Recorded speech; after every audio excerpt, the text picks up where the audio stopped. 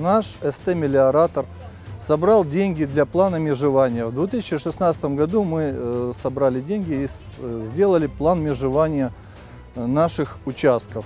Он состоял из 2,68 гектара.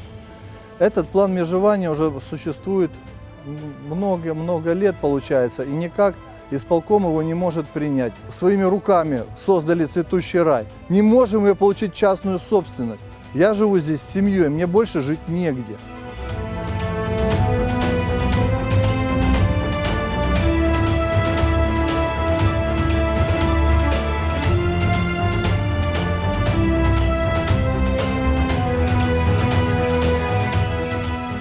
Мы получили эту землю в 2012 году, а мне просто жить негде будет.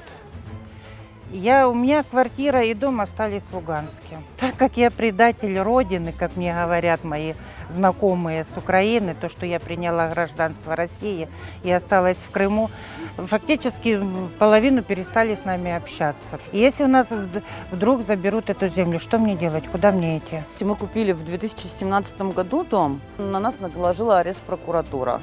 Я одна воспитываю 4 детей, мама-одиночка получается. Мы столкнулись с такой проблемой, мы не можем оформить участок в собственность.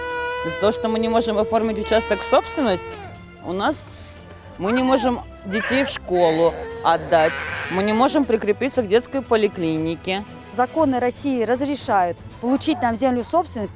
На местном уровне эти законы тут же перекрываются. Межевание сделали 2016 года, одобрили. Тут же администрация его отменяет.